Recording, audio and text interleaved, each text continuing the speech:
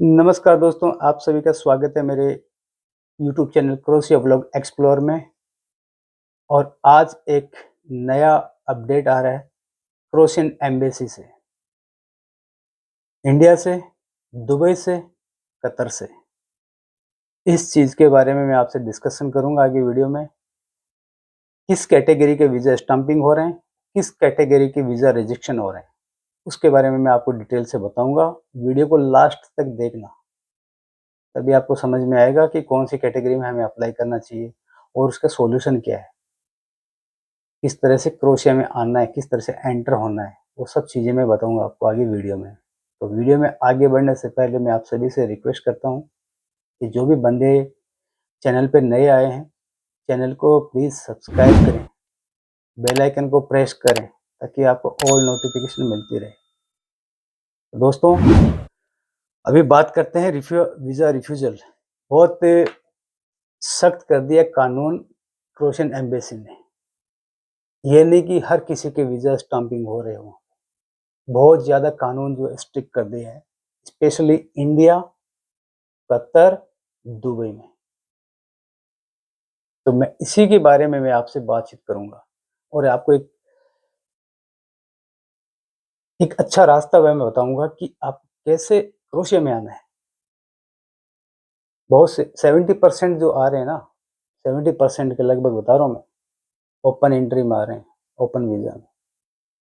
अच्छा, जो एजेंसी से वो अप्लाई कर रहे हैं, न तो उस बंदे को मालूम है और ना उस एजेंसी वाले को पता है। एजेंसी वाले को कैसे पता लगेगा कि उसकी एम्बेसी कौन सी कैटेगरी का जो है वीज़ा रिजेक्ट कर रही है और कौन सी कैटेगरी का जो है वीज़ा स्टम्पिंग कर रही है? उसको तो पता भी नहीं होगा। क्योंकि जो वहाँ पे जो बंदे होते हैं एम्बेसी के अंदर, वीएफएस के अंदर, उन बंदों को पता होता है। और ये सोर्स मुझे वहीं से ही मिला है। दुबई में भी है बंदे, कतर में भी है और इंडिया में भी। तो जो अप्लाई कर चुके, उनका तो कुछ नहीं होना जाना, अभी जो हो गया सो हो गया। लेकिन ये जो मार्च मार्च के बाद में जो अप्लाई होने वाले हैं, वर्क परमिट और कॉन्ट्रैक्ट लेटर, तो मैं आपसे यही डिस्कशन करने आया हूँ कि आप अपनी जॉब कैटेगरी जो है सही तरीके से सेलेक्ट करना उसको, ताकि आपका वीज़ा रिफ्यूजल ना आए। बहुत सारों के सपने होते हैं, वो 7-8 महीने, 3 महीने, 4 महीने तक वर्क परमिट का वेट करते हैं कि मेरा काश अगर मेरा वर्क परमिट आ जाए तो मैं भी यूरोप चला जाऊँ, मैं भी क्रोशिया चला जाऊँ, मैं जर्मनी चला जाऊँ। उसके बहुत से सपने होते हैं, बहुत से एम्बिशंस होते हैं उसके। लेकिन एक छोटी-सी गलती की वजह से वो पूरे सपनों पे पानी फेर देता है, ठीक है ना? तो मैं वही चीज़ मैं बता रहा हूँ। अभी आपके साथ में थोड़ी-सी 2 बातें मैं शेयर करता हूँ। कुछ लोग बोल रहे हैं कि वर्क परमिट नहीं आ रहे, ये नहीं हो रहा, तो ये मैं आपको शो करता हूँ। वर्क परमिट भी आ रहे हैं और कॉन्ट्रैक्ट लेटर भी आ रहे हैं। ये कॉन्ट्रैक्ट लेटर है बंदों के, ये कॉन्ट्रैक्ट लेटर है जो रिसीव है मुझे। कॉन्ट्रैक्ट लेटर भी आ रहे हैं और साथ में वर्क परमिट भी आ रहे हैं।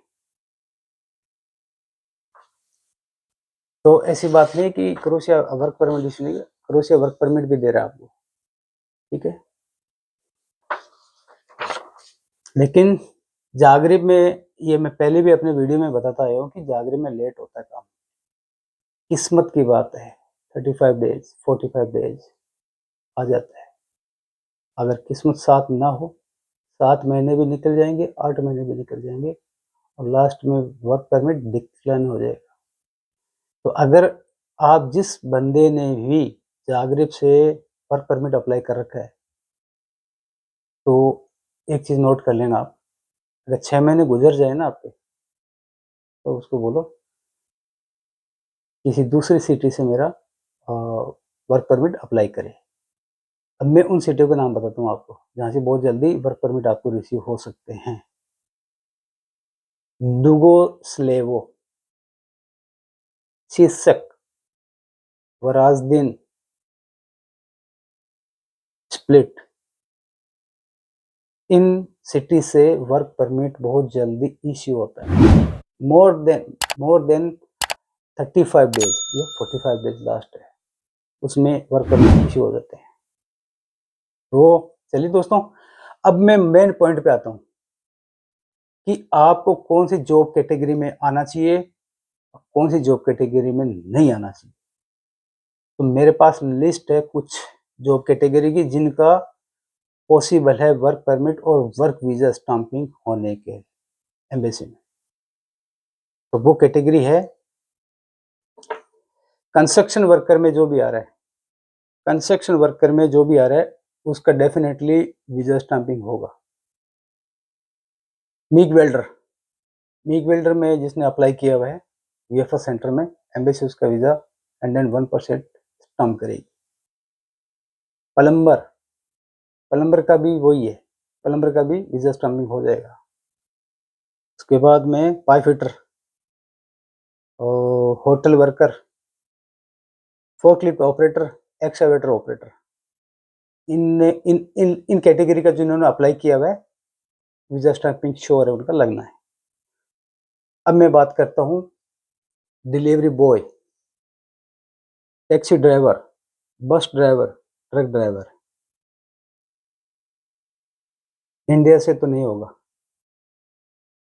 वीजा स्टाम्पिंग इनका,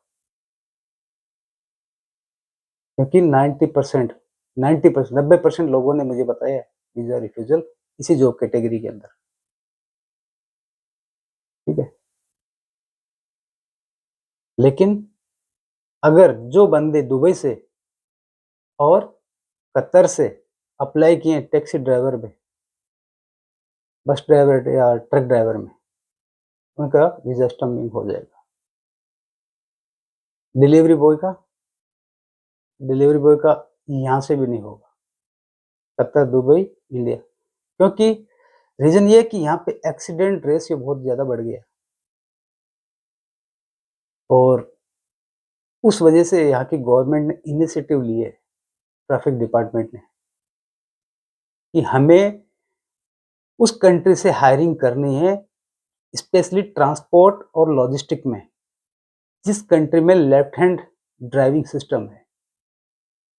तो गल्फ कंट्री में लेफ्ट हैंड में ही ड्राइव होता है, तो वहाँ से पॉसिबल है, क्योंकि वहाँ पे रूल रेगुलेशन है। दुबई का लाइसेंस लेने में पता है 2 लाख रुपए लग जाते हैं इंडियन मनी, 3 लाख भी लग जाते हैं। मुझे कोई बता दो कि 1 लाख से नीचे किसी ने लाइसेंस लिया हो दुबई में।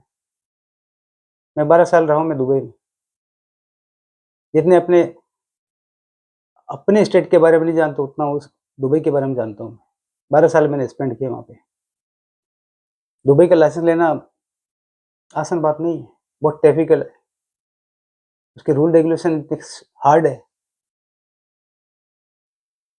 तो इसलिए इनको पता है यूरोपियन कंट्रीज वालों को कि जो गल्फ कंट्री में ड्राइव कर रहा है वो कानून को, लॉ और रूल रेगुलेशन को फॉलो करेगा पक्का, और उसको पता भी है किस रूट में जाना है, उसको किस रूट में आना है, कहाँ पे टी जंक्शन के अंदर उसको टर्न लेना है, कौन सी राउंड अबाउट में उसको लेन चेंज करना है, ये सब उसको पता होता है। इंडिया में किधर भी घुसा दो, गधे घोड़े सब आगे बीच में, जाने दो भाई, सिग्नल रेड है जाने दो, पुलिस वाले को मार दो, निकल जाओ बाहर। यहाँ पे नहीं है ऐसा, इसीलिए तो वीजा रिफ्यूजल होते हैं ना इस कैटेगरी के खास करके। तो Deenbandhu, delivery boy, taxi driver, bus driver, truck driver India से पॉसिबल नहीं है। इंडिया से पॉसिबल तब है जब उसके पास में गल्फ कंट्री का ड्राइविंग लाइसेंस है, तभी उसका वीजा स्टाम्पिंग पॉसिबल है इंडिया के अंदर, क्रोएशिया एम्बेसी के अंदर। अदरवाइज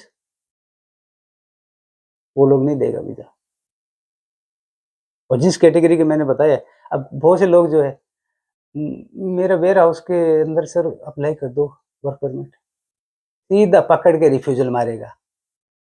वेयर हाउस के अंदर जाऊंगा, वो यहाँ आने के बाद में तुम मैनेजर के लिए अप्लाई कर दो ना, कौन रोकता है? तुम एंटर तो हो जाओ एक बार इस कंट्री के अंदर। सपने देखते हैं लोग सिर्फ कि मेरी एंट्री हो जाए, एक बार एंट्री हो जाए मेरे क्रोएशिया में, यूरोप के अंदर, उसके बाद में मैं अपना प्लेटफॉर्म खुद तैयार करूंगा मैं। वो वहीं से बैठा बैठा ही इंडिया में, मैं सुपरमार्केट की जॉब में आऊंगा, मुझे वेयर हाउस का देखना है, देखो वेयर हाउस का है तो ठीक है, नहीं तो मैं नहीं आऊंगा। एहसान कर रहे हो, अपने घर पे बैठो ना आराम से जाके।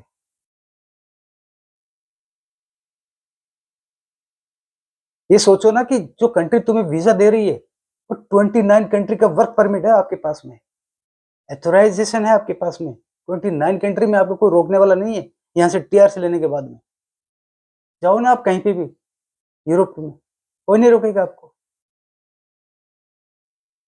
लेकिन सोचो ना पहले कि मैं जॉब कैटेगरी क्या है। यहाँ पे 70% मैंने बताया ना, 70% लोग जॉब कैटेगरी सेलेक्ट करते हैं कि मुझे उस फील्ड में जाना है जहां से मेरा वीजा लग जाए। वो सोचते हैं अब ये बहुत से लोग जो है उनको पता ही नहीं होता है कि यार मेरा वीजा स्टम्पिंग होगा कि नहीं होगा। होगा कैसे? आपने किस कैटेगरी के अंदर वर्क परमिट अप्लाई किया था? तो एम्बेसी उसी को नोटिस करती है कि भाई इस जो कैटेगरी के आदमी को ले जाके वहां पे मैं क्रोशिया में लेके जाऊंगा, ये तो पूरा सत्यानाश कर देगा सिस्टम का। इसलिए अगर आप अप्लाई कर रहे हैं क्रोशिया के लिए, स्पेशली बता रहा हूँ, तो ये कैटेगरी आप सेलेक्ट कर लो, या अपनी एम्बेसी उसको सॉरी एजेंसी वाले को बोलो कि मुझे इलेक्ट्रिशियन का डाल दे, मेरा प्लम्बर का डाल दे, पाइप फिटर का डाल दे, और होटल वर्कर का डाल दे, क्योंकि सीजनल का है वो चल जाएगा, उसमें फोर्कलिफ्ट ऑपरेटर का हो जाएगा। तो इन कैटेगरियों को लग जाएगा, वीजा स्टाम्प लग जाएगा। बाकी के जो रिफ्यूजल आ रहा है तो वो आपको पता है, मैंने कितने बार वीडियो में बताया है। तो ये बात है भाई, सोच समझ के अप्लाई करो। एम्बेसी उन बंदों को प्रायोरिटी देती है जिसकी रिक्वायरमेंट उसकी कंट्री को हो। ऐसा नहीं कि जैसा मर्जी मतलब डाल दिया वर्क परमिट और एम्बेसी आपको वीजा वीजा स्टाम्प करके दे देगी, ऐसा नहीं भाई। एम्बेसी बहुत सोच समझ के इनिशिएटिव लेती है, उसको पता होता है, उसकी गवर्नमेंट से उसको मेमोरेंडम इश्यू होता है कि मुझे इस जॉब कैटेगरी के अंदर जो बंदे चाहिए, इनके लगाना है, इनके नहीं लगाना है वीजा।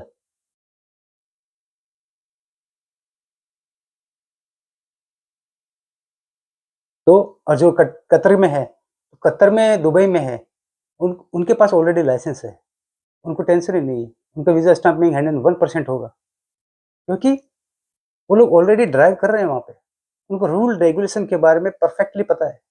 और इंडिया से इंडिया में देख लो ना आप खुद इमेजिन कर लो यार, इंडिया में हो, नेपाल में हो, बांग्लादेश, पाकिस्तान में, इन कंट्रियों में तो रूल है ही नहीं ट्रैफिक के कहीं, किसी को भी मार के भाग जाएगा वो, पकड़ लो फिर उसको, कहाँ से पकड़ोगे आप।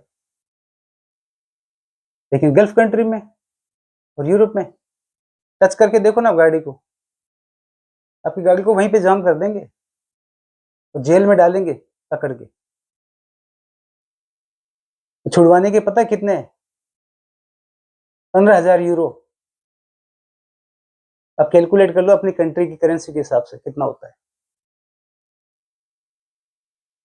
तो ये अपडेट है, सोच समझ के अप्लाई करना। 70% उसमें ही आ रहे हैं, ये 70% लोग जो है ओपन एंट्री में ही आ रहे हैं। यहाँ पे आने के बाद में उसकी जॉब चेंज होती है। फिर एक बार आ जाओ यहाँ पे, कोई इश्यू नहीं है, एंट्री हो जाओ इधर, एंट्री हो जाओ एक बार, एंटर होने के बाद में अपनी जॉब चेंज कर लो, कौन रोकता आपको? आपके पास टीआरसी हो, टीआरसी नहीं हो तो टीआरसी का फॉर्मूला मैंने बता दिया कल, इस हिसाब से आप अपना एडजस्टमेंट कर सकते हैं। ठीक है दोस्तों, तो नेक्स्ट वीडियो में एक नई अपडेट के साथ मिलूंगा आपको, तब तक के लिए थैंक यू, जय हिंद।